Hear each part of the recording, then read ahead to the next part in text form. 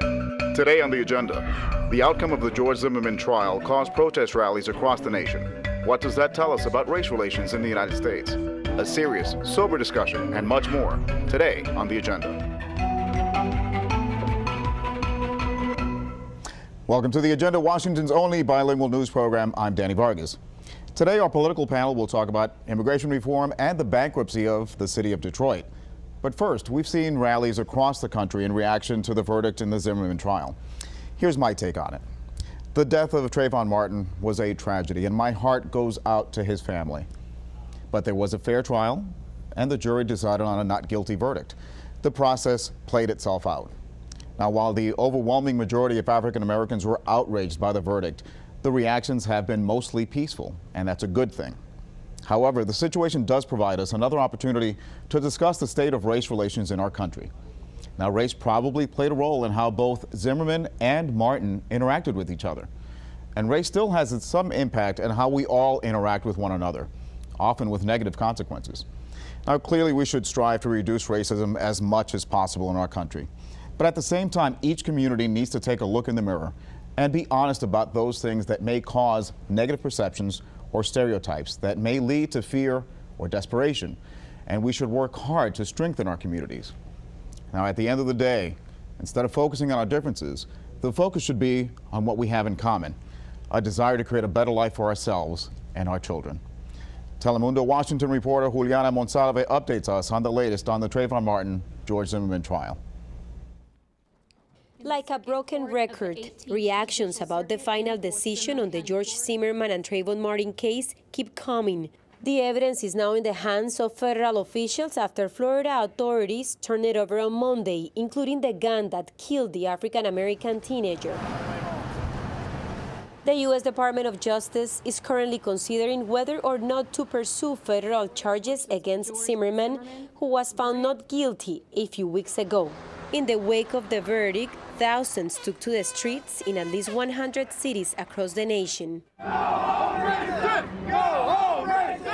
Their voices were met by President Barack Obama, who in an unexpected appearance last week gave his personal remarks. There's a lot of pain around what happened here. I think it's important to recognize that the African American community is looking at this issue through a set of experiences.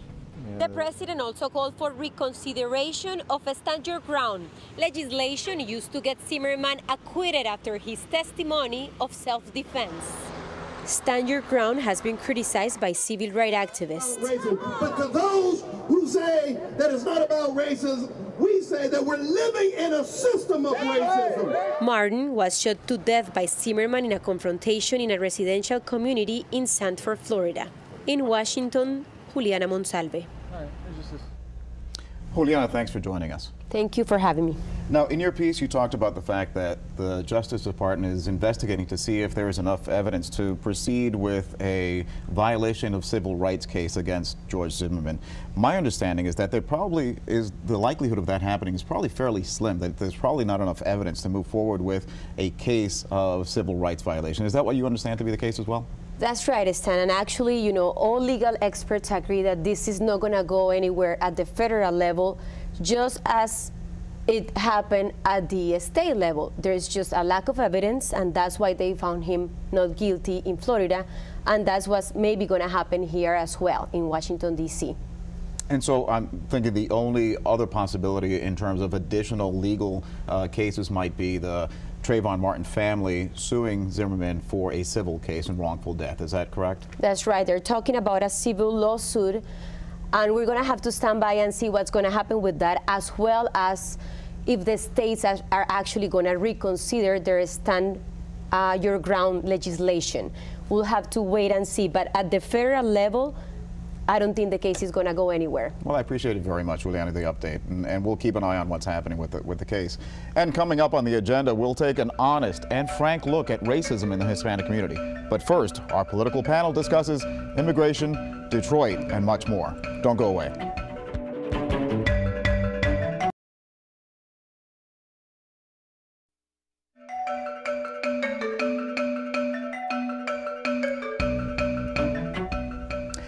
Welcome back to the agenda. Joining us today on the political panel are Democratic strategist Jaime Arezaga and Judy Pino, a conservative strategist with the LIBRE initiative. Welcome to the agenda. Glad to be here. Thank you. Excellent. Thank you, Danny. Let's start talking about immigration reform. We know that the comprehensive immigration reform panel that was a bipartisan effort in the Senate was voted out with 68 votes in the Senate, a very impressive number. Now it moves over to the House of Representatives, where my understanding is that Speaker Boehner has said that he won't even take up that bill and he wants to do it in his own way, through committees, through subcommittees. And that on top of the fact that we saw recently comments by Republican Representative Steve King that were ridiculously racist comments. Judy, tell me the truth. Does the Republican Party in the House of Representatives, is it their intent to kill comprehensive immigration reform? Well, look, the way I see it, they have their own way of doing things. The House does. They've already said that they don't run their House like the Senate does. They're going to do it piecemeal, and that if that works for them, that's fine. What we're looking for is for reform, any which way they get to it. I think there's a political will that wasn't there a few years back, so let's give them some of that credit. I also don't think that we should judge the party on the comments of one representative, Representative King, that's obviously been criticized for his racial comments. So I think there's an opportunity. I think there's the political will. What do you think? Well, we're very hopeful that the Republican learns the lesson of November and realizes that this is a critical issue for the nation, for the economy, and for their future national expectations, as well as for all of us. We really think that the Senate had its way, and now it's time for the House to do its process. We know that today there are 218 votes for comprehensive immigration reform in the House of Representatives. And we hope that the majority of the House is given a way to express themselves on the floor, and we'll be pressing Speaker Boehner and the Republican leadership throughout the whole recess, so that when we come back in September and the bipartisan bill is proposed in September, that it's given an option and a way to make it to the floor. And we are really hopeful that we will have a comprehensive immigration reform vote in the floor of the House. As a Democrat, I tell you, this is very important for us, and I think it would be an extremely damaging thing for the Republicans for the future if they don't bring this bill to the floor this year. Well, another thing that may be damaging, but this time for the Democratic Party, is to see what's happened in the city of Detroit, which is one of the nation's largest cities that declared bankruptcy. A U.S. city declaring bankruptcy after decades of being controlled by the Democratic Party, where we saw massive government spending at the local level, where we saw policies that drove out private sector companies, where we saw corruption scandal after corruption scandal. Does this an example of the fact that the Democratic Party's policies, or that the party cannot govern? Is Detroit an example of the fact that the Democrats can't govern? I think absolutely not. I think you see it an example of the fiscal responsibility of the Democrats right here in Virginia. We are, in Virginia, we don't spend what we don't earn, and we raise the funding, and then we spend what we raise. Politicians from both sides need to understand that you cannot spend more than what you earn. That's pure basic mathematics. We have had other localities from other parties also ask for bankruptcy. Orange County did it in the past for probably other reasons. But for me, this is an example that the new economy requires investments in education and infrastructure, and that governments need to live within their means. I assume you don't agree. Well, I think Virginia is an exception to what's happening in the rest of the country. We are $17 trillion in debt, and I think Washington can learn from the playbook of what's going on in Detroit. However, Michigan has taken a good step towards becoming a right-to-work state. As we know, the unions are largely responsible for what's going on over there. So let's move briefly to our political clues, where we get from our political insiders just a view as to what we should be focusing on. Judy, since you've got the floor, go ahead and give us your political clue briefly. Look, I'm going to stick to immigration. I'm going to say that if immigration doesn't pass at all, it'll fall on the shoulders of every single politician, not just the Republicans. I think the president has or wants to take a lot of credit for what's going on with immigration. If it doesn't pass, it'll also fall squarely on his shoulders. Jaime. I think the critical thing here is for people to realize we have an election for governor in November. Terry McAuliffe, the Democratic candidate, trying to follow in the footsteps of Senator Warner and Senator Kaine for moderation. And we have a candidate on the Republican side, Ken Cuccinelli, Spinelli, who's very extremist, who is against comprehensive immigration reform and other areas. So I hope people start focusing on that election for November because it's an important one. And the battle continues. When we come back, racism still impacts our society. Our roundtable will discuss the important issue, and we'll be right back. Don't go away.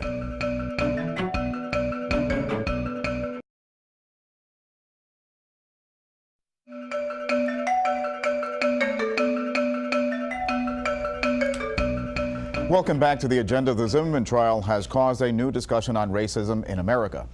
But racism is not limited to the African American community. Hispanics are also affected.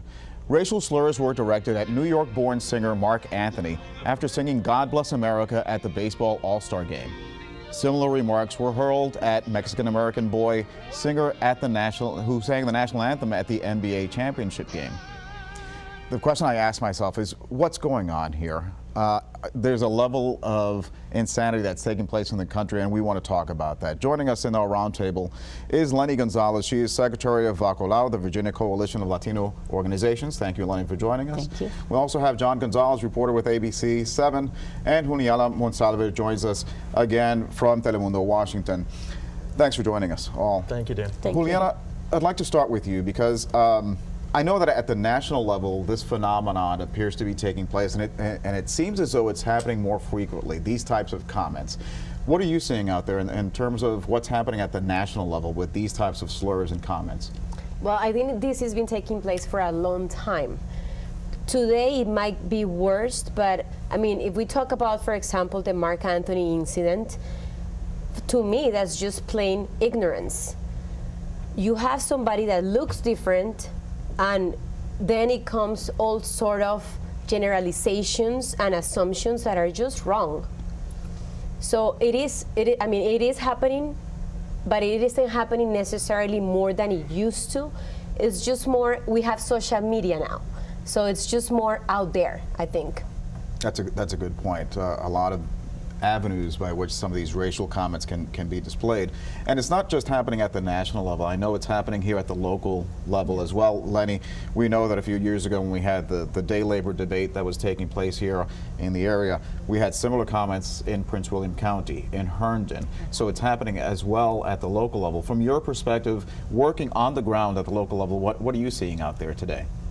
Yeah, we see it's there. We see it's there. Maybe no so openly and so much in your face like it probably was at that time, several years ago, in the incidents that you mentioned. But we still know there. I heard from the community that there's times that you feel it, you can sense it, that there is something there because you walk into a store and your accent is not perfect. The English is our second language for many of us. You immediately feel a little bit something. It's why they're not taking attention, why they're not doing whatever, asking or giving me whatever I ask. A lot of members in our community, they felt really targeted by the law enforcement. Is this now our color, our skin color? It's funny. We laughed in here, but still it's like, okay, I'm going to Prince William County. I have to be careful. I'm gonna drive in the highways of Richmond. I'm gonna be stopped by a trooper that just the minute they saw and we get our license and they start maybe questioning more than it is necessary and it has to be again because of the ignorance and because a lot of times many people think that all persons with a Latino surname or a Latino last name are immediately they think they're all undocumented without really thinking about that many are born in the United States or born in Puerto Rico or U.S. citizens or legally present in the United States. So it's all of that and it's really the ignorance like Juliana said, and we cannot deny it. It's out there. It's less. We hope that this new generation that they're learning to live in the schools. Our schools are so diverse. They're so different. That it will be different, but. And I think I agree with everything that you said. I think it's all true, but I think at the same time, to be honest, we do need to look internally within our own communities and try to identify those things that are creating maybe misperceptions or negative stereotypes. Things like, for example, the high school dropout rate that we have in our community, the high incidence of out-of-wedlock births. the participation in gangs and so forth. Is there a Latino Bill Cosby out there as a leader saying that there are things that we do need to change within our community? At the same time, are we doing enough to challenge those perceptions, those negative stereotypes out there? As part of the point of this type of program is to be able to cast a different light on our community, a more positive light. And I think there's much more that we can do to make race relations better in our country. John, what do you think in terms of what else can be done to improve race relations today? I think, Danny, it's got to come from the schools. I think we're so diverse these days. You look at the schools in D.C. and Prince George's County, even Montgomery County. You have a large population of Latino students now. I think it's got to begin with the schools to really open the spectrum of who we are. We were talking in the break how growing up, my mom's from Chile, my dad's from Nicaragua, but I was Mexican, and everyone's Mexican if they look like me. And, that happened with the Mark Anthony thing. You had the tweets, people saying, why is this Mexican singing our national pastime, at our national pastime? It's ignorance. You're absolutely right. It's not only racism, but it's ignorance. On the local level, I covered many of those Prince William County rallies, and it opened up a can of worms, and it really, emphasized the problem we have here locally. And unfortunately, we don't have enough time to continue. This is an important discussion. It will have to continue on many different levels, but I sincerely appreciate your time. This was a fascinating discussion. Thank you all very much. Thank you. Thank you. Thank you. And now for our Did You Know question. Did you know that only 11 people have won all 4 major entertainment awards, including actress Rita Moreno, who did it in just 16 years? Miss Moreno was born in Puerto Rico and raised in New York City. We just thought you'd like to know. And coming up next is our in-depth interview. Please stay with us.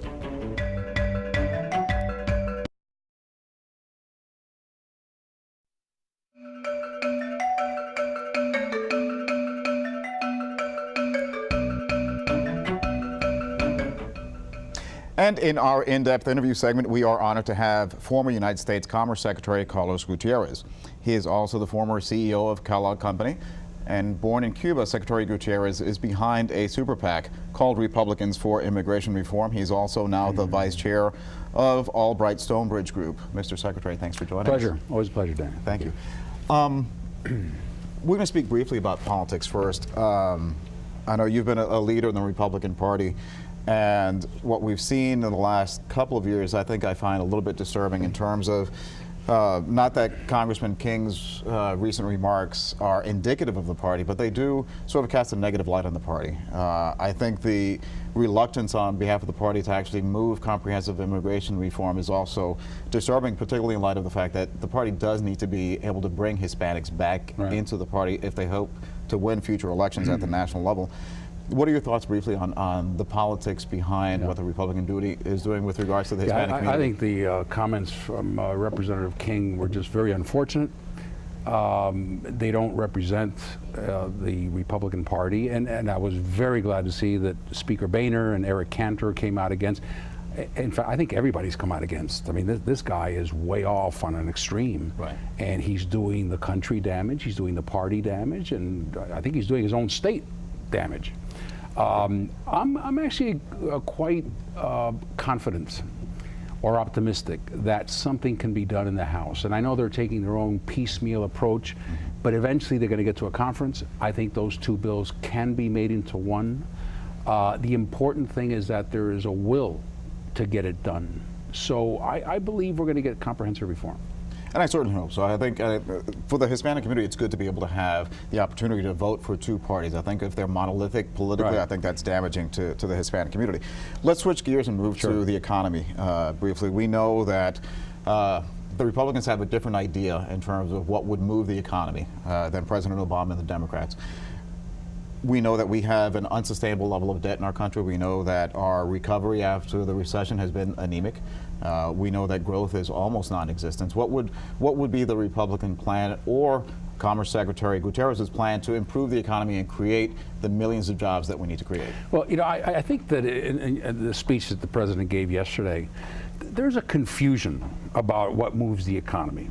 And, he talks as if though it is government's role to create jobs, and it's government's role to create an environment so that the private sector can create jobs. The problem is that everything that's come out of the administration has been sort of, strangling small businesses. What can we be doing? Well, we're sitting on one of the largest reserves in the world of shale oil and shale gas. In 10 years, we can be totally independent from the Middle East, from Venezuela. We can create hundreds of thousands of jobs. We can use natural gas to move trucks, to move inner-city buses. We can refurbish every gas station in the country, the pipelines that have to be built. We're talking about a revolution. Why aren't we doing that? So unshackle the private sector, I think. And then I think the one thing that I also want to make sure that the audience understands is that you have been a role model of mine for quite some time. I think your personal story is Likewise. phenomenal. The fact that you were able to come from Cuba as a young person and create an incredible success story in business and in government. What two pieces of advice might you have for young people that are looking to get into business? Look, I would say two things. One is good fortune is always nice to have. So I was lucky and I was fortunate, and I was fortunate to join the right company at the right time and all those things. I would say two things. One is people make all the difference. So your success will be determined on the people who you work with.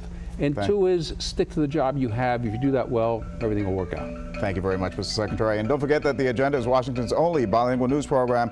Look for La Agenda en Español en Telemundo, Washington. And be sure to join us again in English right here on News Channel 8. And we hope that you keep us on your agenda. Thanks for joining us. See you next time.